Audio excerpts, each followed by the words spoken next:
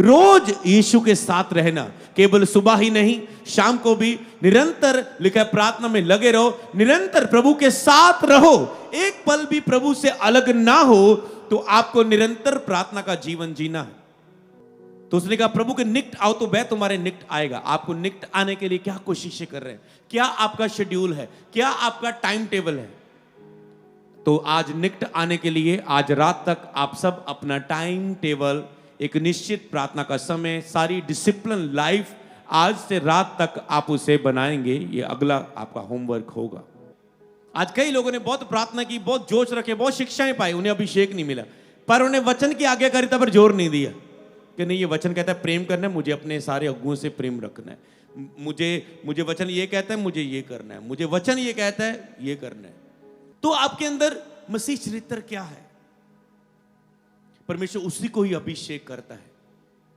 अपने करैक्टर को सेट करे, अपने चरित्र को, अपने विवेक पर काम करे। लिखा है तुम्हारे विवेक को क्यों ना नया करेगा कि तुम जीवित परमेश्वर की, जीवित करेगा उसे, मतलब मर गया है, जीवित करेगा। हम्बलनेस कम हो चुकी है आपकी लाइफ में, तो हम्बलनेस डालेगा, तो उसे जीवित करेगा ताकि तुम जीवित परमेश्वर की सेवा कर सको। परमेश्वर की उपस्थिति आपके विवेक को जीवित कर सकती। खोजना शुरू करें। तो रोज प्रार्थना करना, रोज प्रभु के साथ रहना, रोज मरना, कभी कभार नहीं मरना, यही आपका अभिषेक का, उपस्थिति का सीक्रेट है कि आप इसके लिए इतना कड़क हो जाओ, कुछ भी हो जाए। सबसे पहले तो आपको प्रार्थना में लगे रहना कि आप गिर ना जाओ, और उसके बाद जब शरीर में ना कहने की ताकत ना हो तो वचन मन में रख के छोड़ना। कुछ दाऊद कहता है मैंने तेरा वचन अपने हृदय में रख छोड़ा है, कि हो सकता है कभी मेरी प्रेयर ना हो सकता है कि मैं बाइबल रीडिंग कभी ना करूं, हो सकता है मैं कभी चर्च में 2-3 मीटिंग मिस हो जाए, और जब पाप का बीज शैतान बोने के लिए आए मेरे अंदर ना कहने की ताकत ना हो। पर उस समय जो कुछ कड़क लोग होते हैं ना, नहीं, आप कहते हैं मेरे बुरे विचार आ रहे, क्या हल है? परमेश्वर की उपस्थिति को प्राप्त करो, परमेश्वर की उपस्थिति का इंतजार करो, खोजो, फास्टिंग रखे। जब वो डक लेगी सारे बुरे विचार बंद हो जाएंगे। आपको अभी लड़ना नहीं पड़ेगा, आप बस उपस्थिति के द्वारा कार्य करेंगे। हालेलुया। और परमेश्वर का वचन सुनने के लिए अपनी आत्मा को तैयार करें। मेरा बिलीव है कि आपकी आत्मा आराधना के द्वारा तैयार, आपकी भूमि, आपकी आत्मा, आपकी मिट्टी आत्मा के द्वारा तैयार की गई है परमेश्वर के वचन को ग्रहण करने के लिए। हालेलुया। परमेश्वर ने मिट्टी के पुतले को लिया और उसमें अपनी सांस डाल दी, अपनी आत्मा डाल दी, और आदमी जीवित प्राणी हो गया। आज परमेश्वर फिर से अपनी आत्मा आपके अंदर डाल रहा है। हालेलुया। मैं अपनी आत्मा तुम्हारे अंदर नए सिरे से उत्पन्न करूंगा। मैं तुम्हारे अंदर से पत्थर हृदय निकाल कर अपनी आत्मा को तुम्हारे अंदर बसाऊंगा कि तुम मेरी विधियों पर चल सको। जो मेरी व्यवस्था तुम्हारे मनों में लिखी है और तुझे दोषी ठहराती है कि ये चीज गलत है, गलत है, गलत है, गलत है, पर फिर भी तुम उन चीजों पर जीत हासिल नहीं करते, क्योंकि तुम मेरी आत्मा से रहित हो, तुम मेरी आत्मा के बिना जी रहे हो। और आज वह कहता है मैं अपनी आत्मा तुम में फिर से बसाऊंगा और तुम परिवर्तित होकर एक नए मनुष्य बन जाओगे। क्या तुम बिलीव करते हो ऐसा ही होगा? प्रेरितों के काम उसका 4 अध्याय उसकी 13 आयत को हम यहां पर पढ़ेंगे। प्रेरितों के काम 4:13 में लिखा है, जब उन्होंने पतरस और यूहन्ना का साहस देखा, ये जाना कि ये अनपढ़ और साधारण मनुष्य हैं, तो आश्चर्य किया। फिर उनको पहचाना कि यीशु के साथ रहे हैं। यीशु के साथ रहे हैं, लाइन कर दो, जिसके विषय में हम बात करेंगे।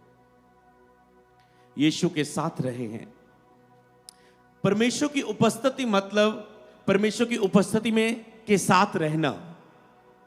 बोलो, परमेश्वर की उपस्थिति के साथ रहना, यही हमारा मुख्य कार्य है इस पृथ्वी में रहते हुए।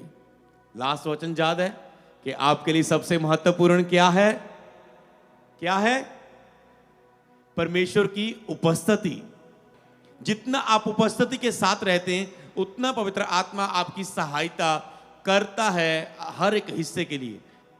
ये हाथ मैंने अगली शिक्षा में बताया था कि जिसमें सारी चीजें पी से शुरू होती है, हिंदी के प से शुरू होती है, पंजाबी के प से शुरू होती है, जिसमें पहला है अंगूठे में पवित्र आत्मा, उसके बाद ये अंगूठा the power of Holi spirit है, ये पवित्र आत्मा की उपस्थिति की सामर्थ। पहला अंगूठा है पवित्र आत्मा, और पवित्र आत्मा आपकी सहायता करता है। यहां पर सबसे छोटी फिंगर पर वहां पर लिखा है, स्क्रीन पर आप देख सकते हैं, वहां पर है प्रार्थना। पी से आता है पवित्र आत्मा, फिर पी से प्रार्थना, फिर पी से पवित्रताई, फिर पी से पवित्र विश्वास, फिर पी से पवित्र वचन। ये अगली शिक्षा थी आपके बुधवार की सभा के बाद की।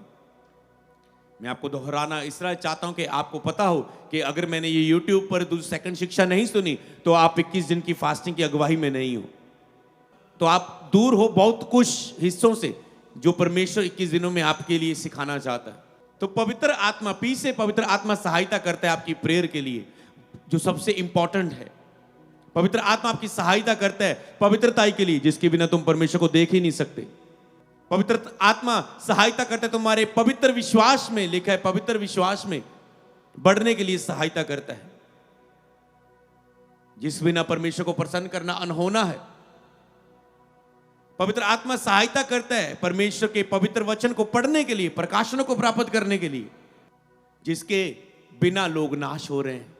संडे का वचन था, विश्वास का वचन था संडे, विश्वास के बारे में। जो दूसरा हिस्सा था इसमें, तीसरा हिस्सा पवित्र विश्वास, उसके विषय में वचन था कि प्रभु ने कहा मेरा ज्ञान ना होने के कारण मेरे लोग बंधुआई में, बंधनों में, मेरा पहले तो बंधनों में है, फिर मेरा ज्ञान ना होने के कारण मेरे लोग नाश हो रहे हैं। तो शैतान एक गलती जो मनुष्य खुद अपनी अज्ञानता के कारण दुख अपनी लाइफ में लेता है, शैतान सबसे ज्यादा इस बात से खुशी है कि अगर ये अज्ञानता में रहें तो मुझे कोई जोर नहीं लगाना पड़ेगा, अज्ञानता खुद ब खुद इन्हें नाश करती जाएगी। अज्ञानता खुद ब खुद मसीह में जो इनके लिए बरकतें हैं, आशीषें, चंगाई है, आनंद की जीवन है, उसे ये जीने नहीं देगी।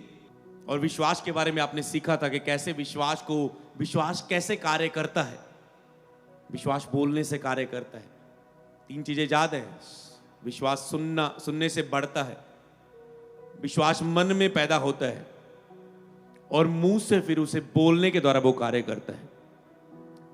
यहां हाथ रखो एक बार याद रखने के लिए, बोलो विश्वास सुनने से बढ़ता है, वो मन में पैदा होता है, और मुंह से बोले जाने के द्वारा कार्य करता है।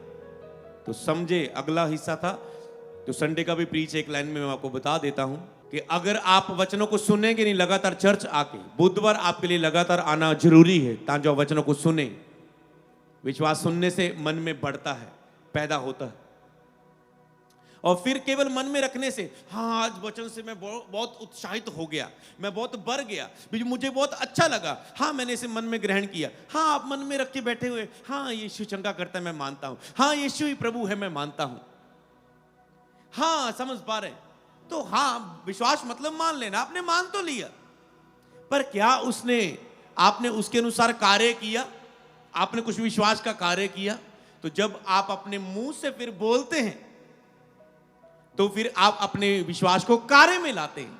केवल मन में रखे रहने से आपकी प्रार्थना की उत्तर नहीं आ जाएंगी, आपकी व्हाइट कार्ड में प्रेयर रिक्वेस्ट होगी वो पूरी नहीं हो जाएगी। आप पहली बार प्रभु की हजूरी में आए हैं, आपके मन में आप चर्च में आ रहे हैं, बस वचनों को सुन के उस पर विश्वास करने लग जाए। आपको उसे मुंह से बोलना भी है कि मैं मानता हूं। अगर तो अपने मन में विश्वास करें कि यीशु ही प्रभु है और अपने मुंह से अंगीकार करें कि परमेश्वर ने उसे मरों में से जिलाया है, तो मन में विश्वास करके मुंह से अंगीकार करें तो तुम मसीह के हो जाते हो। तो अपने मन से विश्वास करना, मुंह से अंगीकार करना। मन में विश्वास आता है सुनने से। तो अगर आप अपने विश्वास को बोलने की आदत आपको नहीं है तो आज से बोलने की आदत डाल लो। रोज अपनी प्रार्थना में अपने विश्वास को बोलो, कुछ बोलो, क्योंकि आपके शब्द कार्य करते हैं। आपके शब्द बहुत महत्वपूर्ण है, जो बहुत महत्वपूर्ण कार्य करते हैं। तो बोलने की आदत डाल लो।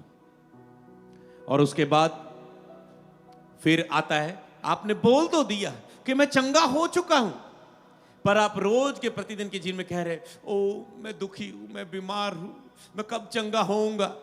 मगर आपने जो बोला उसके अनुसार आप कर्म नहीं कर रहे। आप ऐसे लेटे हुए जैसे 20 साल का बंदा बीमार होता है। आप उठ के प्रार्थना करें। नहीं, मैं बीमार नहीं हूं। अगर मैं बीमार नहीं हूं तो मैं प्रार्थना कर सकता हूं। इतना भी मेरी तकलीफ नहीं है कि मैं प्रार्थना ना कर पाऊं। मैं इतना भी दुखी नहीं हूं कि मैं बाइबल ना पढ़ पाऊं। नहीं, मैं अपने आप को चंगा मानता हूं और देख मैं प्रार्थना करता हूं और देख मैं यहां पर बाइबल पढ़ रहा हूं। मैं ये नहीं कहता हूं कि आप अपने आप को विश्वास में बोल के नहीं मैं चंगा हूं और आप धूप में घूमने लग जाएं, आप नहाने लग जाएं ठंड में। विश्वास के द्वारा, मैं ये कह रहा हूं, विश्वास के द्वारा प्रार्थना करें। अगर आप मानते मैं चंगे हैं तो प्रार्थना करें। मैं मानता हूं मैं चंगा हूं तो आप बाइबल पढ़ें। तो आप कर्मों की तरह साबित कर रहे हैं कि जो मैंने बोला है मैं उस पर खड़ा भी हूं। आप कहते हैं मैंने विश्वास करती हूं उसके कोड़े खाने से मैं चंगी हो चुकी, मेरी रिपोर्ट नॉर्मल होगी। ओके, तो घर में जाके आप कोई प्रार्थना का अंगीकार नहीं कर रहे, कोई उसके अनुसार काम नहीं कर रहे। आप कह रहे थे मैं चंगा हूं तो प्रार्थना करें, बाइबल पढ़ें। बीमार व्यक्ति प्रार्थना नहीं कर पाता, बीमार व्यक्ति बाइबल नहीं पढ़ पाता क्योंकि उसकी बीमारी में वो तड़फ रहा होता है। पर आप कहें नहीं मैं तो बीमार नहीं हूं, मैंने बोला तो मैं बाइबल पढ़ के दिखाऊंगा, मैं करूंगा, अपने विश्वास को साबित करूंगा। और आप ये नहीं कहते प्रभु चाहेगा तो मैं बाइबल पढ़ लूंगा, प्रभु का अनुग्रह होगा तो मैं प्रार्थना कर लूंगा। और आप आज लोग ऐसे बहाने बना लेते हैं कि प्रभु ही करवाएगा सब कुछ। ये आपका विश्वास का साबित होता है जब आप दुख में भी प्रार्थना कर पाते हैं, बाइबल पढ़ पाते हैं। इसका मतलब चौथा काम आपने कर दिया, अपने विश्वास को कर्मों की तरह साबित कर दिया। जब आप अपने विश्वास को सुन के मन में धारण करके मुंह से बोलते हैं और उसके अनुसार कर्म करते हैं, ये चार काम जब आप करते हैं तो पांचवा परमेश्वर आपके विश्वास का उत्तर आपको देगा। बोले आमेन। तो यहां पर आज आपके लिए जो बात हम कर रहे हैं परमेश्वर की उपस्थिति के बारे में, कि वो यीशु के साथ रहे थे। तो ये साथ रहने के द्वारा क्या हुआ, वो पवित्रताई में थे, वो पवित्र विश्वास में, वो वचन, पवित्र वचन को पढ़ रहे थे और उनके अंदर इतना हियाव आ चुका था परमेश्वर के साथ रहने के द्वारा। जब उन्होंने लंगड़े भिखारी को चलाया, उन्होंने देखा ये कैसे हो गया।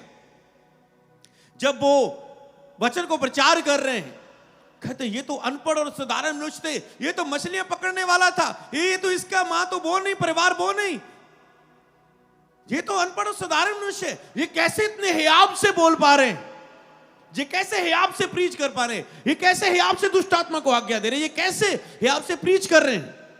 तो उन्होंने बाद में जाना कि ये यीशु के साथ रहे थे, इसका कारण ये है। हालेलुया। तो सचमुच आपके बढ़ने का सीक्रेट यही है यीशु के साथ रहना। कभी कभार नहीं, हफ्ते में एक बार नहीं, महीने में 2 बार नहीं, 3-4 में आपको महत्वपूर्ण आदतें आज से हम अपनाएंगे। वो महत्वपूर्ण आदतें ये होगी कि सबसे पहले आप उठते ही, जब आपकी दिन की शुरुआत हो, जब प्रॉफेट टीवी योशुआ इस संसार में थे, वो उनको बोलते थे कि आपकी सामर्थ का रहस्य क्या है, इतनी आप ताकतवर के साथ काम करते हो, अद्भुत रीति से आपने सेवकाई की, चिन्ह और चमत्कार किए। तो क्या कहता, मैं उठते ही पहले परमेश्वर को, इससे पहले कुछ मैं और देखूं, कुछ और सुनूं। जब वो ख्याल जो रोज लड़ते हैं आपके दिन भर, कि वो अपने वही बातें जो आपने एक दिन पहले सुनी, कल आपको किसी ने क्या बोला था, उन बातों को मेरे मन में बात करने से पहले, उन ख्यालों में मेरे मन में आने से पहले, कि मैं ब्रश करने जाऊं उस समय वो ख्याल मुझ पे आए, या मैं कुछ और करने जाऊं, मैं नहाने जाऊं, जब मैं मुंह धोने जाऊं, कहता है मैं उठते ही सबसे पहले परमेश्वर को धन्यवाद देने लग जाता हूं और प्रार्थना करने लग जाता हूं। हालेलुया। तो पहली आदत, महत्वपूर्ण आदत जो आपको बहुत महान बना सकती है, कि उठते ही जो इस समय पवित्र आत्मा दे रहे, कि हम उठते ही प्रार्थना करने का एक निर्णय लेंगे, कि उठते ही, इससे पहले कुछ और मन में आए, उसके बाद कितनी, कम से कम कितनी, आधा घंटा प्रार्थना, उठते ही आप आधा घंटा, और इसे रोज करेंगे, क्योंकि लिखा है वो यीशु के साथ रहते, कभी कभार नहीं, वो रोज यीशु के साथ रहते। जब यीशु चले जाते थे, वो ढूंढ रहे थे प्यासे मन के, हे प्रभु तुम कहां हो, प्रभु तुम कहां हो, प्रभु तुम कहां हो, इंतजार करते थे। तो वो भूखे थे वचन के लिए, कि वचनों को सुने। 2-2 दिन बैठे रहते थे वचन सुनने के लिए, शाम शाम बीत जाती थी, 2-3 दिन हो जाते थे, खाना नहीं खाते थे। तो आपको इस बात के लिए और ध्यान देना है कि सुबह उठते ही आधा घंटा प्रार्थना करें कम से कम। उसके बाद आप फ्रेश होने के लिए जाएं, फिर उसके बाद जो भी आपका प्रार्थना का समय होगा, आधा घंटा, 1 घंटा, आप कितनी प्रार्थना करते हो, करना चाहते हो, उसको फिर लॉन्ग आप प्रभु के साथ जाएं। पहली ये आदत है कई बार कुछ अच्छी आदतों से इंसान बाहर आ जाता है और फिर वो उपस्थिति से भी दूर हो जाता है। बहुत बार आपने ये आदतें अपनाई होगी, पर हो सकता है आज इन आदतों में आप नहीं चल रहे, तो इसे अपनाना है। दूसरी बात, रात को सोने से पहले कम से कम आधा घंटा प्रार्थना, कि आपको सोने से पहले ही जो करनी है, जो आधा घंटा प्रार्थना सोने से पहले ही आपको करनी है, उसका आपको निर्णय लेना है। ऐसा नहीं कि आप उपस्थिति के बारे में सुन लें और उसके बाद आपके सामने कोई चैलेंज ना हो जो आपको करना है। सोने से पहले जब आप प्रार्थना करते हैं, अगर आप प्रार्थना की शुरुआत होती तो वो दिन सुबह से नहीं होती, हम उसे रात से गिनते हैं। कि अगर एक व्यक्ति ने रात को सोने से पहले प्रार्थना की है तो सुबह की प्रार्थना में उसे लड़ना नहीं पड़ेगा, उसकी आत्मा बहुत ही पावरफुल होगी। तो अगर आप रात की प्रार्थना एक दिन भी मिस किए, छोड़ेंगे और सोएंगे, शत्रु उसमें काम करने का आप मौका दे सकते हैं। चाहे आप कितने भी आत्मिक क्यों ना दे, शत्रु को मौका दे सकते हैं छोटा बीज बोने का। धीरे धीरे वो पौधा बन जाएगा, धीरे धीरे वो शत्रु उसे पानी देता जाएगा और एक बड़ा पौधा बन के आपको गिरा सकता है और परीक्षा में आप जा सकते हैं। तो ये फिलहाल और भी आदतें हैं, फिलहाल हम इसके विषय में ही आपको यहीं पर आपको रखना है कि कम से कम आधा घंटा प्रार्थना सुबह उठते ही और बिस्तर पर सोने से पहले ही, जो आपको बिस्तर पर ही प्रेयर करनी, जिसमें आप आंख को बंद नींद लेने की कोशिश कर रहे हैं, उससे पहले आधा घंटा, या कम से कम इसे 2 शेड्यूल में आप बदल सकते हैं। 15 मिनट प्रार्थना, क्योंकि उस समय आप थके होते, मैं आधा घंटा नहीं यहां पर कह सकता। उससे पहले आपने जो जितनी मर्जी की है, सोने से पहले वाली, कि अगर आपने उसमें ब्रेक लिया है तो सिर्फ एक आदत बनानी है कि आप उसे सोने से पहले 15 मिनट बाइबल, 15 मिनट प्रार्थना। 15 मिनट बाइबल, कोई भी प्रभु वचन दे रहे हैं उसे ले लो, 15 मिनट बाइबल। आप ऐसा भी कर सकते हैं। सुबह की प्रार्थना में भी, अगर आप एक बिजनेसमैन है, जॉब पर जाते हैं, अगर आपको आधा घंटा प्रार्थना भी बहुत मुश्किल लग सकती है, तो सेकंड चॉइस आपके लिए है कि 15 मिनट उठते ही प्रार्थना कर लो। उसके बाद आपको लग रहा है आधा घंटा जाना चाहते हैं, आधा घंटा चल जाओ। आपको लगता है इसी फ्रेशनेस में आज 15 मिनट में वचन पढ़ लूं, तो 15 मिनट प्रार्थना करें, 15 मिनट वचन पढ़े, फिर तैयार हो, फिर सारा कुछ शुरू आप कर सकते हैं। क्योंकि उसके बाद बच्चे भी उठ जाएंगे, सब कुछ उठ जाएगा। क्योंकि उठने से पहले आप बिल्कुल, आपकी आत्मा फ्री है, क्यों ना उसे उठते ही 15 मिनट वचन और 15 मिनट प्रभु का धन्यवाद सहित उसे भर लिया जाए। तो हम संबंध में ये रखेंगे, वह यीशु के साथ रहे थे, तो अगर आप ऐसा ही करेंगे तो आप रोज प्रभु के साथ रहेंगे। कभी भी आपको मन दोषी नहीं पाएगा कि मैं प्रभु के साथ नहीं हूं। उसके बाद ज्यादा आप, जितना आप ज्यादा रहेंगे उसके साथ, उतना वो आपको ज्यादा बढ़ाएगा। वो अगला पॉइंट है। पर अगर आपने आज इस बात को फॉलो किया, कभी आपका मन दोषी नहीं पाएगा कि मैं यीशु के साथ नहीं था, मैं एक दिन प्रभु के साथ नहीं था। आप सुबह उठ के ये नहीं प्रार्थना करेंगे, ओ प्रभु आई एम सॉरी, कल मैं आपके साथ नहीं था, कल सुबह में आपके साथ नहीं था प्रार्थना में, कल रात में आपके साथ नहीं था प्रार्थना में। तो जब आपका मन दोषी नहीं पाएगा, आप हमेशा विश्वास में भरे रहेंगे कि मैं प्रभु के साथ रहता हूं, कोई विपत्ति मेरे डेरे के डिग ना आएगी, कोई महारोग मुझे छूने ना पाएगा। ये चैलेंज तो आया है, पर वचन कहता है मेरे निकट 1000 दाहिनी और 10,000 गिरेंगे, मेरी कुछ हानि ना होगी। बोले आमेन। पर यही चीज अगर आप कहेंगे कल से प्रार्थना नहीं की, आप कहेंगे ओह ये अटैक में लड़ नहीं पाऊंगा, मैं जीत नहीं पाऊंगा, सब कुछ नकारात्मक आप बोलते जाएंगे और आप पर विजय हो जाएगा। आगे बढ़े हम, आप इसके लिए तैयार हैं? बोले आमेन। हाँ हम तैयार हैं।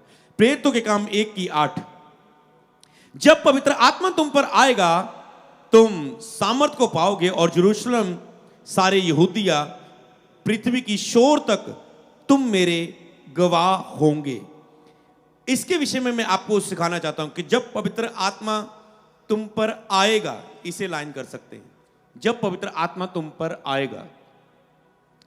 इसके प्रकाशन में हम बात करते हैं कि जब उपस्थिति आपको ढक लेती है, आप पर आती है, जब पवित्र आत्मा तुम पर आएगा, मतलब वो उपस्थिति की, पवित्र आत्मा की उपस्थिति की वो बात कर रहा है कि जब पवित्र आत्मा तुझ पे आएगा, उसकी उपस्थिति तुझे ढक लेगी, वो तुझ पे आएगी,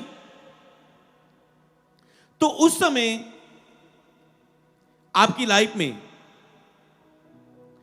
तो उस समय कहता है सामर्थ, पवित्र आत्मा सामर्थ का तुम्हारी लाइफ में आरंभ होगा।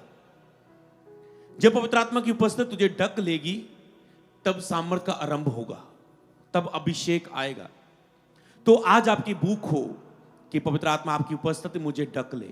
जब पवित्र आत्मा तुझ पे आएगा, प्रार्थना तो वो रोज कर रहे थे, पर पवित्र आत्मा पेंतिकोस के दिन लिखा है वो उतरा उन पर। वो एक दिन बताया, मान लो आप कहेंगे मंगलवार के दिन पवित्र आत्मा मुझ पे उतरा। मैं 21 दिन में प्रार्थना कर रहा था, जब 14वां दिन आया पवित्र आत्मा मुझ पे उतरा। जब 20वां दिन आया, प्रभु की उपस्थिति ने मुझे ढक लिया। इतनी वो सुंदर थी, आप कहेंगे मैं उस अनुभव की गवाही देना चाहता हूं। आप पीछे लिखाएंगे और चर्च में प्रचार से पहले आप अपनी गवाही देना चाहेंगे। मैं पवित्र आत्मा की उपस्थिति के साथ जो मेरा अनुभव है मैं शेयर करना चाहता हूं कि मैं किस विश्वास में जुड़ा। और इस तारीख को पवित्र आत्मा की उपस्थिति ने मुझे ढक लिया और उस समय ऐसी शांति थी, ऐसा आनंद था, मैं हंसने लगा, मैं भरने लगा, मेरे अंदर विश्वास आ गया। उसके बाद मैंने ये प्रभु से एक ऐसे अंगीकार किया, वो चीज मेरी लाइफ में हो गई। और आप ऐसी गवाही से आएंगे, बोले आमेन। क्या विश्वास करते हैं ऐसी आप गवाही के साथ आएंगे? तो बोले आमेन। हाँ, मैं विश्वास करता हूं। तो जब पवित्र आत्मा की उपस्थिति आपको ढक लेगी, आप रोज पवित्र आत्मा की उपस्थिति में रहते हैं, प्रार्थना करने की कोशिश करते हैं, पर जब वो आपको ढक लेगी, जब वो आएगा, पेंतिकोस के दिन वो आया, वो रोज इंतजार कर रहे थे। पवित्र आत्मा आपके साथ है, कभी नहीं आपको छोड़ता।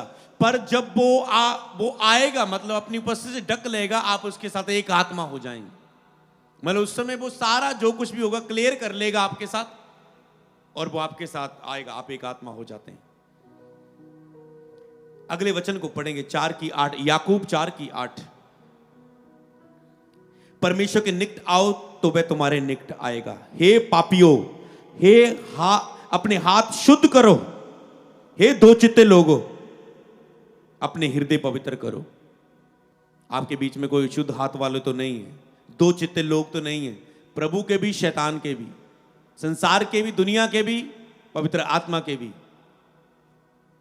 लोगों को भी खुश करना चाहते हैं, प्रभु को भी खुश करना चाहते हैं, संसार को भी खुश रखना चाहते हो, प्रभु को भी खुश रखना चाहते हैं। और कई वक्त संसार को खुश करते करते प्रभु का इनकार कर देते। कभी कभी लोगों को खुश करते करते प्रभु की उपस्थिति का इनकार कर देते हो। प्रार्थना में लोगों को खुश करते करते इतना थक जाते, लोगों की पार्टियों में जाके, लोगों को अपने घरों में बुला के, गेस्ट को बुला के, दोस्तों से बात करते कि प्रार्थना के समय थक जाते हो, और फिर कहते हो ओ प्रभु मैं थक गया, क्योंकि आपने दूसरों को, संसार को पहला स्थान दे दिया। तो आप दो चित्ते लोग हैं। ये दो चित्ते लोग को अपने हृदय को पवित्र करो, शुद्ध करो। इसको ऐसा होने के लिए आपको क्या करना पड़ेगा? कहता है परमेश्वर के निकट आओ तो वह तुम्हारे निकट आएगा। मतलब उपस्थिति के निकट आने को किसको बोल रहा है? वो ये नहीं कहता है पहले मैं तुम्हारे निकट आऊंगा, फिर मैं तुझे पुकारूंगा कि तुम भी मेरे निकट आ जाना। वो ये कह रहा है कि तुम पहले मेरे निकट आने के कदम बढ़ाओ, फास्टिंग रखो, रोज प्रार्थना करने की कोशिश करो।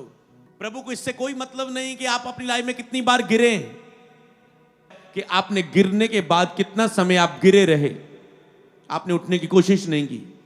उसको पता है तुम मनुष्य हो, तुम गिरोगे, और उसे ये भी पता है तुम आज के बाद कितनी बार गिरने वाले हो, कितनी बार पश्चाताप करने वाले हो।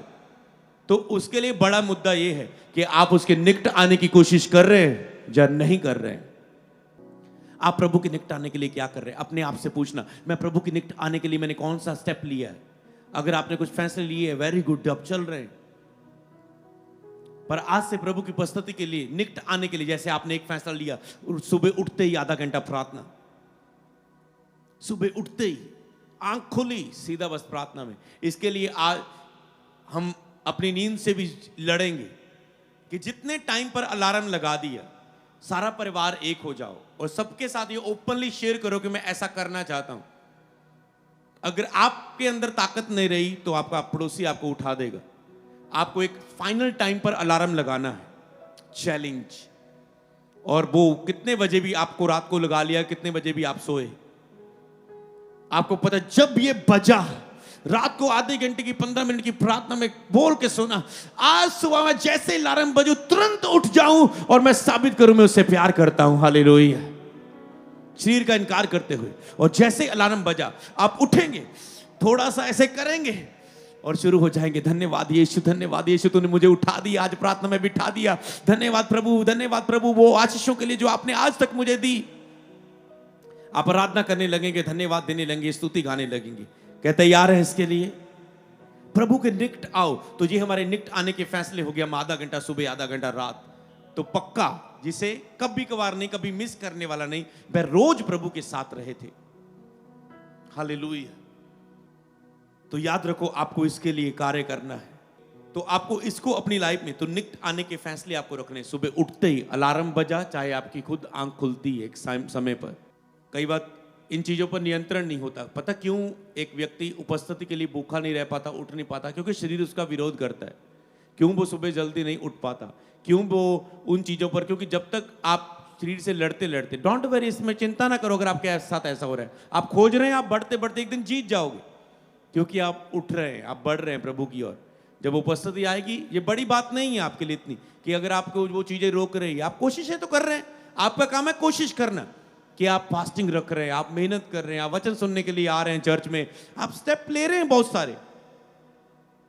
तो आप धीरे धीरे, आपका बाहरी शरीर मिट रहा है जो विरोध करने वाला। हो सकता है कि इस फास्टिंग में अभी तक विरोध हो रहा हो, धीरे धीरे वो बाहरी शरीर मिट रहा है, आपको नहीं पता, अंदर से वो खाली हो रहा है। और आपका अंदरूनी आत्मा धीरे धीरे नया होता जाएगा। जब बाहरी शरीर शून्य हो जाएगा, अंदरूनी आत्मा पूरी तरह से कटोरा उमड़ जाएगा, तब शरीर आपका कभी विरोध चाहकर भी कर ना पाएगा। यीशु के नाम में बोले आमेन।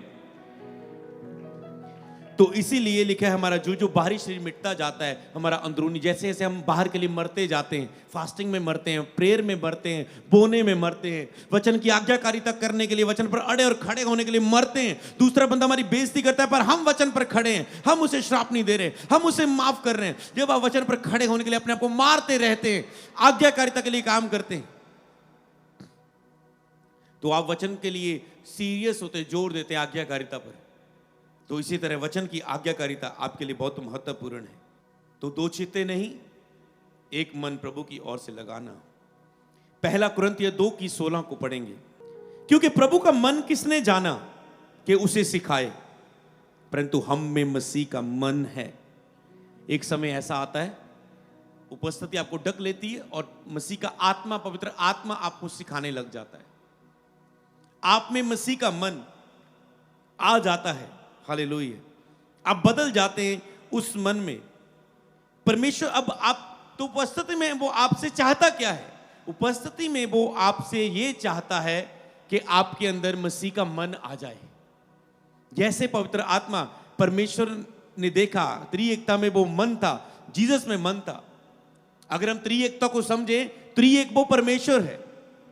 और कभी आप अगर इसे समझने की कोशिश करें, बाइबल में लिखे हम अंधे की चीजों पर विश्वास करने वाले लोग हैं। परमेश्वर को आपने देखा नहीं। अगर आप कहते नहीं नहीं, मैंने तो प्रभु को कभी देखा नहीं है, दुनिया कहती है ऐसे ऐसे, चलो मैं महसूस किया, चलो कभी बाद, मैंने तो देखा नहीं, तो मैं नहीं मानता दुनिया में रब है। लिखा है परमेश्वर को नहीं देखा, पर हमने क्या किया? विश्वास से चले।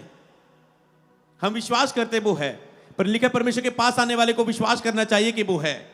आप मानते हैं परमेश्वर है? इसी तरह त्रिएक परमेश्वर है, पिता, पुत्र, पवित्र आत्मा। यह परमेश्वर का चरित्र है। जो चरित्र पिता में था वही पुत्र में दिखा, जो ही पुत्र में है आज वही चरित्र मसीह का मन पवित्र आत्मा के द्वारा दिखता है हमें। जब पवित्र आत्मा आता है, हमारे मन बदल जाते हैं। तो हम देखते हैं पवित्र आत्मा आया, मसीह का आत्मा आया, तो हमारे अंदर एक नया मन दिया उसने। तो वही मन, परमेश्वर के गुण एक व्यक्ति में आ जाते हैं। नम्र, प्रेमता, धीरज, सहनशीलता, दयालु, नम्रता, संयम, विश्वास, तो सब चीजें परमेश्वर के गुण आपके अंदर आ जाते हैं। सेल्फ कंट्रोल आपके अंदर आ जाता है, संयम आ जाता है, धीरज आ जाता है। आप रोते नहीं, कब होगा कब होगा। सारे आत्मा के फल आपको ढक लेते जब उपस्थिति आपकी लाइफ में आती। इसीलिए वो चाहता है कि आपके अंदर मसीह का मन हो। तो कभी त्रिएकता पे कभी सवाल आए कि परमेश्वर त्रिएकता है, नहीं मुझे नहीं समझ आ रहा है, इसका मतलब शैतान काम कर रहा है। आपको पता है वो त्रिएक है, आप कहते हैं मैं मानता हूं, हां वो त्रिएक परमेश्वर है। आपको पता है कि जब तक लोगों ने पवित्र आत्मा नहीं पाया होता, तब तक एक बिलीवर पता कैसे चलता है, जब हम भी मसीह में आए, आप सब मसीह में आए होंगे, आप कहते हैं बाइबल में ये लिखा, फिर ऐसा क्यों, फिर वैसा क्यों, तो ये वचन मुझे समझ नहीं आ रहा है, ऐसा वचन में क्यों। आप परमेश्वर के प्रति, गॉड के प्रति, परमेश्वर का पवित्र वचन है, पर आपके अंदर डाउट रहते हैं, आप अपनी बुद्धि से उसमें डाउट निकालते हैं। जैसे ही आपने पवित्र आत्मा पाया, आपने बपतिस्मा ले लिया, पवित्र आत्मा आया, अब भी ये नहीं है कि आपके सारे डाउट क्लियर हो चुके हैं। अब आप कहते जो है वो सत्य है, वो परमेश्वर है। हालेलुया। इसलिए जब भी कोई ज्ञान की दुनिया प्रचारक आपको भरमाने की कोशिश करे, याद रखो आप परमेश्वर का वचन सत्य है, जिसमें कोई पाप नहीं, जिसमें पवित्रता ही है। परमेश्वर का वचन सत्य है।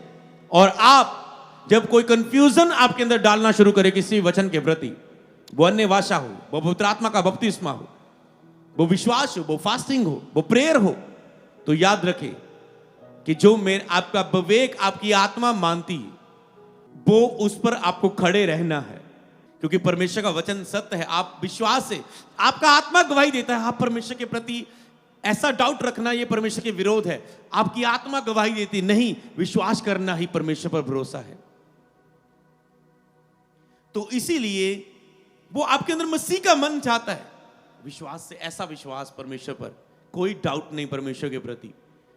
वो कहता है मनुष्य, जब तू दुनिया में बनाया गया था, तू मुझे सिखाता है तेरे पहले कौन था, मैं तुझसे पहले हूं, मैं तुझे बनाने वाला हूं, और तू अपनी बातों से मुझे जांचना चाहता है।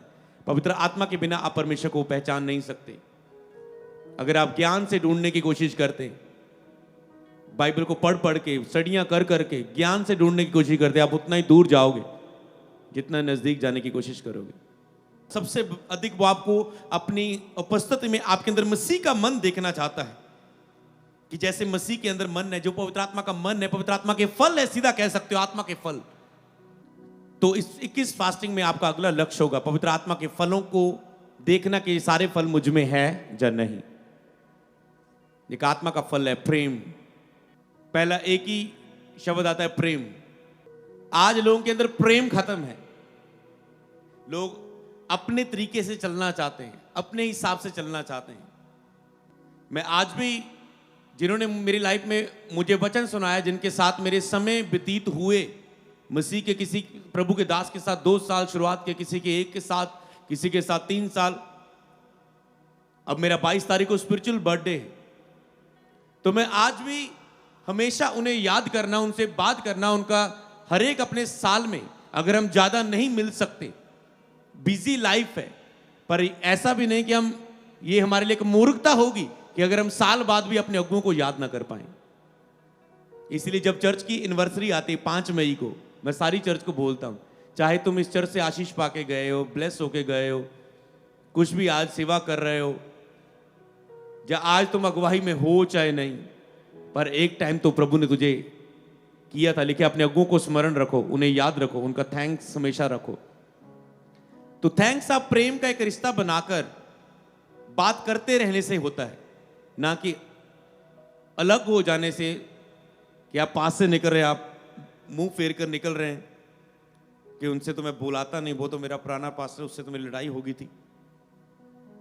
आप ऐसे नहीं, आप जब आपके अंदर प्रेम का वचन, आप प्रेम को लेके चलेंगे कि नहीं, एक दिन प्रभु को न्याय देना है, सेवाएं तो होती रहेंगी, प्रेम रखना है, तो आप उस प्रेम के वचन को पूरा करने के लिए, आज्ञाकारिता के लिए, लेकिन अपने अगुओं को स्मरण रखो। आप कैसे भी हो, आप उसकी कोशिश करते हैं।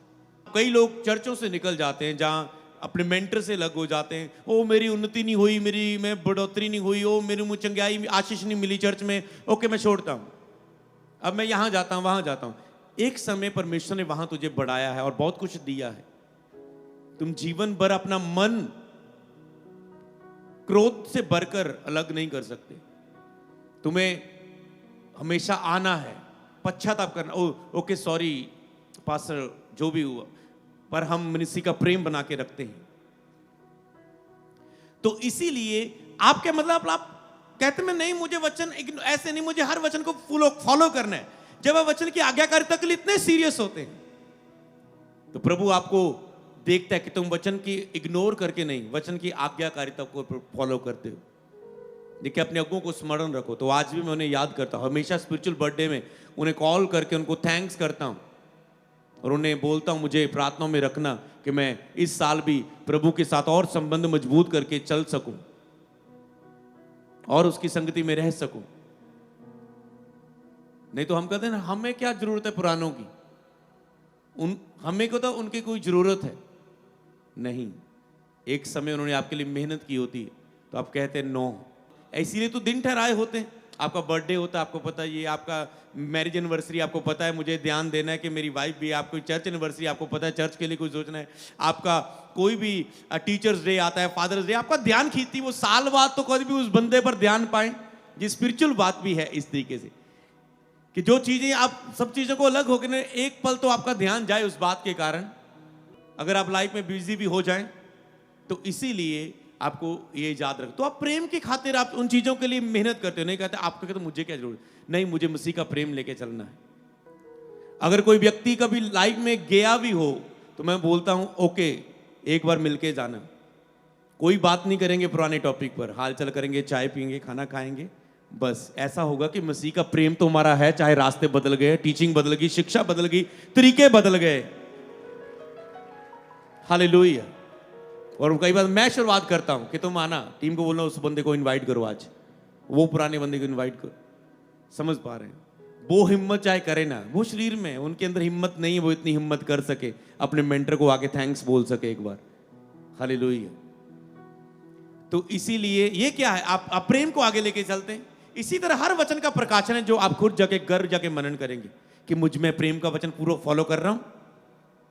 प्रेम, आनंद, शांति, कि मैं आनंद में हूं, मैं शांति में हूं, मैं दया करने में हूं, मैं भलाई करने में हूं, मैं वफादारी में हूं। मैं अपने मेंटर के साथ वफादार हूं, वफादारी मेरी अपनी, मैं अपनी वाइफ के साथ वफादार हूं, मैं अपने बच्चों के साथ वफादार हूं, मैं वफादार हूं अपने मालिक के साथ। वफादारी, परमेश्वर के साथ मैं वफादार हूं। जो परमेश्वर ने मुझे काम दिया क्या मैं उसे कर रहा हूं, परमेश्वर ने जो मुझे कहा था क्या मैं कर रहा हूं, मैं वफादार हूं। वफादारी, ईमानदारी, संयम, क्या मुझ में सेल्फ कंट्रोल है? कहा नहीं है, उन चीजों को लिखो, उनके लिए फायर प्रे करो, उन चीजों को दूर करो और मांगो रोज एक एक आत्मा का फल। जब आत्मा के फल आप मांग रहे हो, उसमें चलने के लिए अपने आप को, वचन को चला रहे हैं जबरदस्ती, आप क्षमा मांग रहे हैं, माफ कर रहे हैं, दया कर रहे हैं, संयम, धीरज, आप रोते नहीं है कब होगा कब होगा, आप कहते धीरज के साथ। आत्मा के फलों ने मुझे तैयार रखा। मैं तो मसीह में दूसरे साल में 2010 में मसीह को जाना, 12 में मैंने 22 फरवरी 2012 को मैंने बपतिस्मा ले लिया। आग तो उस समय जली हुई थी कि ले हैंड रख दूं तो कर दूं, मतलब शुरू करूं, क्योंकि पवित्र आत्मा पा लिया था, चेला बन चुका था प्रभु का। पर 3 साल वेट किया। ये धीरज कहां दिया? पवित्र आत्मा ने धीरज दिया कि सीखना है, अभी नहीं, अभी और सीखना है, जब करने का समय आएगा करना है, अभी और सीखना है, अभी और सीखना है, बहुत सी चीजों से गुजरना है। तो सीखते गए। उस 2 साल के बाद 3 साल सीखते रहे तो 5 साल की तैयारी कंप्लीट हुई। तो नहीं धीरज नहीं होता तो जल्दी शुरुआत करते, जोश के साथ उड़ते, अस्तवाजी की तरह, आगे जाके ठॉक नीचे आते, ज्यादा ऊंचा नहीं जाते। अगर रॉकेट बनना है, चलता ही जा रहा है, दिन बीतते जा रहे हैं, हजारों किलोमीटर जाता ही जा रहा है और काम पूरा करके वापस आ रहा है, तो उसके लिए आपको धीरज का फल चाहिए। वेट करो, wait is great, God time is the best time. जितना वेट है उतना ग्रेट भी होगा। तो प्रभु को ग्रेट तैयार करने दें आपकी लाइफ के लिए। हालेलुया। शांत रहें, शांत रहें। प्रभु ने भी चेलों को कहा था, चेले कहते तूफान तूफान तूफान, प्रभु ने कहा शांत रहो। आज आप कहते बीमारी बीमारी, रिपोर्ट रिपोर्ट, हालात हालात, गरीबी गरीबी, कर्जा कर्जा, मेरी जरूरत है, किराया नहीं है चर्च आने का। वो कहते शांत रहे, देख आगे आगे होता है क्या। हालेलुया। आगे देखना होता है क्या, तब तुम शांत रहोगे, ऐसे हालातों में भी कुड़कुड़ाओगे नहीं और बने रहोगे, पवित्रता में खड़े रहोगे। कठिन हालातों में तुम चेक किए जाते हो कि तुम पवित्रता में खड़े होते हो जो नहीं। आपकी लाइफ में प्रभु आपको देखता है। कई लाइफ आपकी लाइफ में परिस्थितियां चल रही होती, पास्टर्स की लाइफ में प्रॉब्लम चल रही होती, किसी की कोई बीमारी है, किसी की कोई जगह की प्रॉब्लम है, कोई विरोध है, कोई रुकावटें हैं, कोई सेवक में बहुत से मुद्दे हैं, आपकी प्रॉब्लम्स होती होंगी। पर उन्हीं प्रॉब्लम्स में आप चेक किए जाते हो आप क्या करते हो। उन्हीं प्रॉब्लम्स में आप चेक किए जाते हो। अगर आप वेट करेंगे ये मेरा सेट हो जाए, मैं प्रभु के साथ सेट होऊंगा, आप जब कहते कि ना तो बल से ना शक्ति से, आप अपना बल नहीं लगा रहे हैं, जो कुछ होगा उसकी आत्मा के द्वारा होगा, उन्हीं प्रॉब्लम्स में आप प्रभु को खोजने लग जाते हैं और उसी प्रॉब्लम में आप प्रभु को पा लेते हो, तो प्रभु प्रसन्न हो जाता है। इसने इसी कठिन परिस्थिति में मुझे ढूंढा और मुझे पा लिया, अब मैं इस पर भरोसा कर सकता हूं, इसे अभिषेक देने का, आगे कितनी भी कठिन परिस्थितियां क्यों ना आई, ये उसमें संबंध को पहला स्थान देगा और उसे हरा देगा। और अगर आप इन परिस्थिति में प्रभु के साथ संबंध नहीं रख पाओगे तो प्रभु आप पर भरोसा, ये परखने के लिए होता है। मेरी लाइफ में बहुत से प्रेशर आए कि मैं उसमें क्या कर रहा हूं, विरोध आए क्या क्या कर रहा हूं, सताने वाले बोल रहे हैं तो मैं उनको आशीष दे रहा हूं क्या हूं, विरोध करने वाले ने इतना विरोध किया, गुस्से में वरदान थे, अगर किसी को आशीष देंगे आशीष मिल जाएगी, श्राप दोगे श्राप मिल जाएगा, गुस्सा आ रहा है कि गुस्से में बोल दो इनकी टांग टूट जाए, इनको कैंसर हो जाए, पर नहीं, प्रभु ने और आशीष दे निकाला। प्रभु ने देखा, ओ अमृत तू मेरे वरदानों से वफादार है, मैं तुझे दे सकता हूं, हालेलुया। तो वो सारे हालात चेक करने के लिए होते हैं, आप प्रभु के वचन को पूरा करने के लिए कितने सीरियस हैं। जिन जिन लोगों से आप रहे, किसी ने आप कैसा कैसा आपके साथ क्यों भी कुछ हो रहा है, आप क्या खड़े रहे उसमें, कितना खड़े रहते, क्या परमेश्वर की उपस्थिति के लिए, पवित्रता के लिए सीरियस होंगे। आज मैंने उसमें जो एक था कि पवित्र आत्मा प्रेयर, पवित्र आत्मा के द्वारा पवित्र जीवन, पवित्रताई, आज मैंने उसके विषय में भी आपको बता दिया है इस 21 फास्टिंग में कि आप इसके लिए इतना कड़क हो जाओ, कुछ भी हो जाए, सबसे पहले तो आपको प्रार्थना में लगे रहना कि आप गिर ना जाओ, और उसके बाद जब शरीर में ना कहने की ताकत हो ना हो तो वचन मन में रख के छोड़ना। कई बार तुम्हारी प्रेयर इतनी नहीं होती कि शैतान उस समय बीज बोने आ जाता है कि जब तुम्हारी प्रेयर नहीं है, रात को तूने प्रार्थना नहीं की, रात को सपन में अटैक हुआ, जूत के साथ कुछ चीजें नॉर्मल चीजें होती है जिनको वो जूत जुआनी के समय नहीं समझ पाते, इसीलिए जल्दी हम जूत मीटिंग का भी प्लान कर रहे हैं कि हम जल्दी प्रभु से मांग रहे हैं, प्रेयर कर रहे हैं कि वो दिन हम आपको अनाउंस कर पाए। और जब वो स्वप्न में उनके साथ कुछ मेडिकली चीजें होती हैं और वो उनको सुबह लगता है कि मैं तो पाप में गिर गया रात को, ये मेरे साथ हुआ, और उसके बाद वो शरीर की उन अभिलाषाओं से लड़ नहीं पाते, जीत नहीं पाते और अपने आप को दोषी पाते। कुछ चीजें मेडिकल आपको पता है सपने में हो गई, ठीक है, शरीर है, उसमें कुछ तरीके बने, पर आप उससे अपने आप को कि मैं गिर चुका हूं मान के, और उसे प्रेयर में उसी दिन प्रेयर फास्टिंग ना रखे अगले दिन, तो आप उस शरीर जो हावी हुआ है, उस शरीर की जो एक क्रिया है, शरीर की अभिलाषा है, वो जाहिर होती है अगर आप कुछ समय ना उसे यूज करें। दुनियादारी डॉक्टरी ये बोलती, पर जब वो अभिलाषाएं जागने वाली, आप वचन की तरफ से हरा सकते हैं। मैंने एक साल, डेढ़ साल अनमैरिड में था, पवित्रता में खड़ा हुआ है, उसे मुश्किल जब शैतान आपको बोले ये नहीं हो सकता, ये मेडिकल है, ये नहीं हो सकता, मैंने कहा मैं हुआ हूं खड़ा, प्रभु ने अभिषेक किया है, इसे मत सोचो तुम इसमें जीत नहीं हासिल कर सकते हो, हालेलुया। तो इसीलिए हम करेंगे जूथ मीटिंग, पर आपको खड़े होना होता है, आपको उसको जीतना, आपको पता है अटैक है, ये शरीर की क्रिया का अटैक है, ये शैतान उसको भी यूज करता है और आप फिर पाप में और चले जाते हो। पहले आपके शरीर के साथ गलत हुआ, फिर आप आंखों से कुछ गलत देखने की ओर बढ़ जाते हो, तब आप गिर जाते हो। अगर आप उसी दिन फास्टिंग रखे, आप आदत बना ले, अगले दिन मेरी फास्टिंग होगी, जब दिन कुछ ऐसा हुआ, मेरा मन चाहे ना, मेरा सारी लाइफ के लिए वायदा है ये खुदा से कि अगले दिन मेरी फास्टिंग होगी। शरीर बिल्कुल उस दिन विरोध होगा, अगर उस समय तुम सोचोगे रखने की, कभी नहीं रख पाओगे। लोगों को ये सुनना वो इजी लगता है कि जिस दिन रात को अटैक हो उसी दिन सुबह फास्टिंग रख लो, पर लोग नहीं कर पाते। पर कुछ चीजें आपको लाइफ के डिसीजन बना लेने होते, शरीर नहीं तैयार होगा उसके लिए फैसला लेने के लिए। इसीलिए आपको पवित्रताई में खड़े होना है। परमेश्वर आपको परख रहा है, परमेश्वर आपको तैयार कर रहा है, वो आपको कितना दे सकता है, और आप दुखों में परखे जाते हो। आप जब रोटी टूटती है तभी वो बढ़ती है, आप टूटने के दिनों में ही तैयार किए जाते हो, हालेलुया। मैं डिसाइपल्स मीटिंग में पूरा ऐसे एक्सप्लेन करता हूं, उस समय हमारे पास टाइम होता है, पर मैं अपने टूटने के दिनों को भी एक्सप्लेन करता हूं कि कैसे टूटने के दिनों में प्रभु ने मुझे बना रहा था। शरीर में मैं टूट रहा था, हालातों में टूट रहा था, परिस्थितियों में मैं टूट रहा था, पर अंदर से प्रभु मुझे बना रहा था। उस समय मुझे कोई बताने वाला नहीं था, पर एक ही था, वचन मिला था, उस पर खड़े हुए थे। इसलिए मैं आपको बता रहा हूं, हमेशा फीलिंग पर ना रहो। कुछ पत्नियां कड़क होती, मुझे अपने हस्बैंड से सारी जिंदगी वफादार रहना है। कुछ विधवा औरत कड़क होती हैं कि मेरी मैरिज मेरा हुई थी, मेरा हस्बैंड 4 साल बाद, 10 साल बाद, 5 साल बाद मर गया, अब मुझे कड़क बनना है, मुझे अपने शरीर को बेचना नहीं है। गरीबी कितनी आए, घर का हस्बैंड काम करता है तो घर में खर्च आता है, कितनी भी प्रॉब्लम क्यों ना आए, मैं किसी हस्बैंड किसी बंदे के साथ नहीं सोऊंगी। ऐसी पवित्र लोग स्त्रियों को प्रभु उपयोग करता है अपनी महिमा के लिए। हालेलुया। समझ पा रहे हैं? आपको कड़क होना होगा कि वचन में लिखा है कि जो सचमुच विधवा है तो मुझे सचमुच वाली पवित्र विधवा बनना है। वचन में लिखा है तो मुझे खड़े होना है उस पे। कहता मैंने तेरे वचन को हृदय में रख छोड़ा। तो कुछ बात वचन के लिए प्रति आप ऐसे हो जाएं। हालेलुया। अगर मैं आगे पढ़ूं, निर्गमन 40:34, तब बादल मिलाप वाले तंबू पर छा गया। बादल तंबू पर छा गया से लाइन कर लेना। तब बादल मिलाप वाले तंबू पर छा गया और यहोवा का तेज निवास स्थान में भर गया। प्रेरितों के काम 1:9, यह कहकर वह उसे देखते देखते ऊपर उठा लिया गया और बादल ने उनकी आंखों को से छिपा लिया। समझ पा रहे? जब आप बादल को देखते हैं निर्गमन में, तब बादल मिलाप वाले तंबू पर छा गया। जो बादल है वो पवित्र आत्मा की उपस्थिति है। बादल मिलाप वाले तंबू में छा गया, वो क्या है? उपस्थिति छा गई।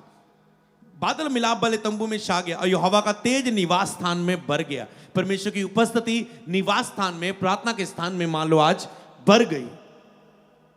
यह कहकर वह देखते देखते प्रेरितों में लेकर ऊपर उठा लिया गया और यहां पर भी बादल ने उनकी आंखों से उन्हें छिपा लिया।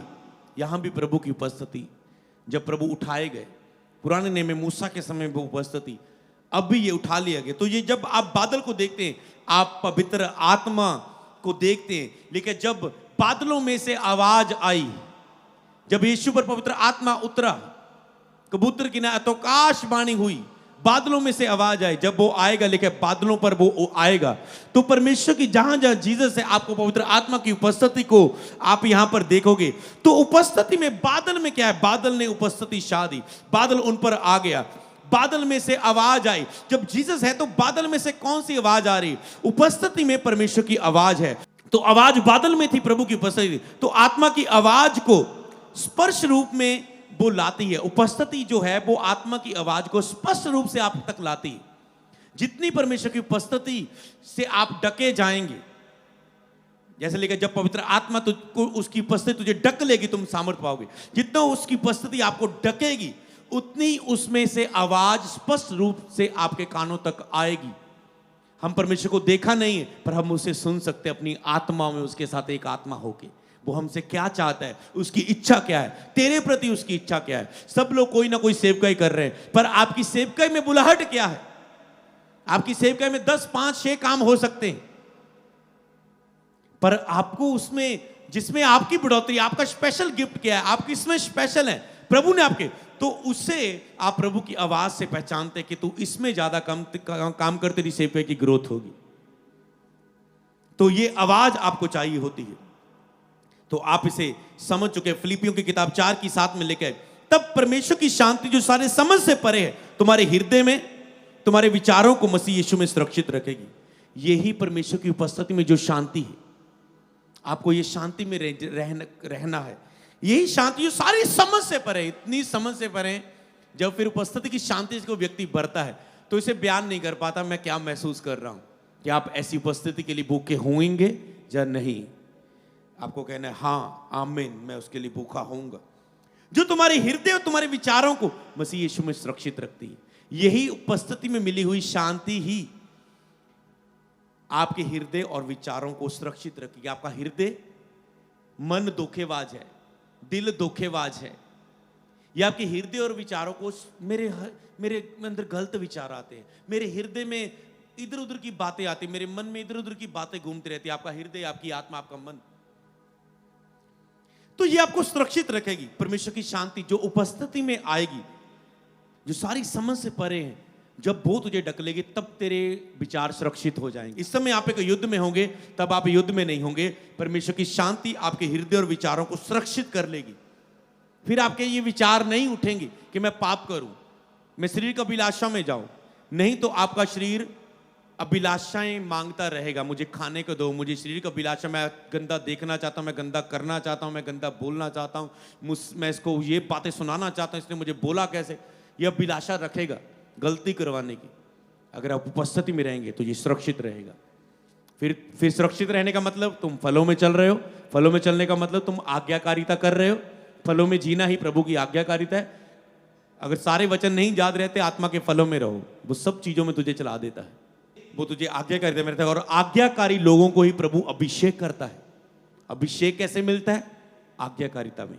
जब आप प्रभु के साथ आज्ञा वचनों की आज्ञाकारिता के लिए सीरियस होते हैं, अगर वो आपको समझते, कोई आपको ठुकराए तो ठुकराए, पर आप कभी एंड ना करें।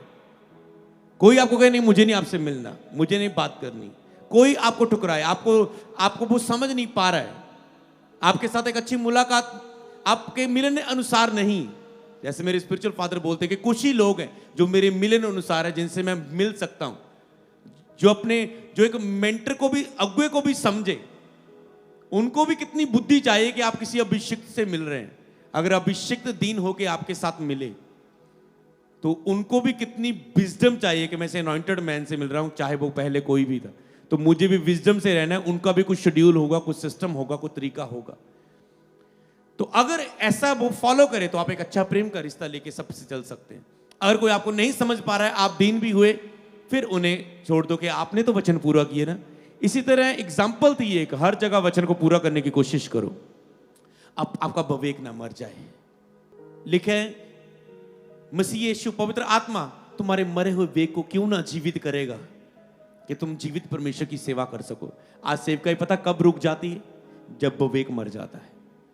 जब विवेक मर जाता है किसी से क्षमा मांगने का, जब विवेक मर जाता है अपने अगुए के अधीन रहने का, जब विवेक मर जाता है किसी की मदद करने का, जब विवेक मर जाता है लोगों के लिए, रूहों के लिए तरस मर जाता है, जब विवेक में लोगों के लिए बोझ मर जाता है, जब विवेक में लोगों के लिए प्रार्थना के लिए नहीं रहते।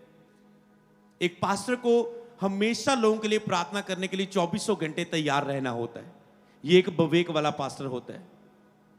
जब ये मर जाता है, आप तैयार नहीं है। कोई प्रेयर रिक्वेस्ट आई, आप उसके लिए तैयार नहीं, आप शरीर में हैं। कोई प्रेयर रिक्वेस्ट आई, इमरजेंसी आपको सेंड की गई, आपके पास आई, आप उसके लिए प्रार्थना करने के लिए तैयार नहीं है। आप अपने काम में, शरीर का अभिलाषा में, आप चीजों में, काम में बिजी, मिनिस्ट्री, कुछ भी हो सकता है, आप बिजी हैं। इसका मतलब आपका विवेक मर रहा है।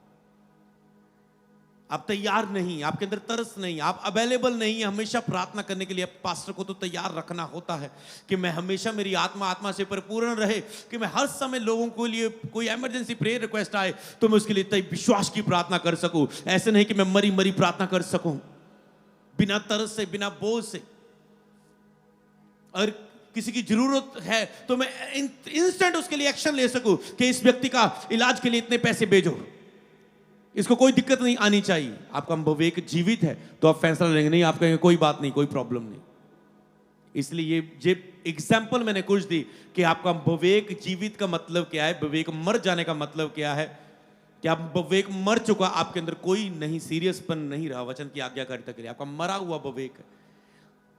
विवेक के बारे में, आपके कैरेक्टर को, विवेक को, आपके अंदर कैसा कॉन्शियस, आपका विवेक से भी बढ़कर जो चीज है आपके अंदर जो एक होता है, चरित्र होता है, एक मसीह चरित्र कह सकते हो इसके लिए नाम। विवेक तो दुनियादारी लोगों के पास भी है।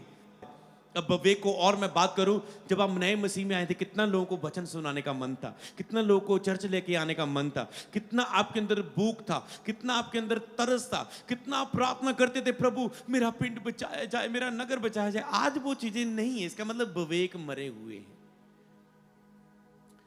इसी तरह अगर आपके मरे हुए विवेक है तो आपको यही कहना है कि मेरे ये जीवित हो जाए, मेरा विवेक फिर से, मेरा विवेक तरस से, प्रेम से, उदारता से भर जाए। आपको इसके लिए मांगना होता है। हालेलुया।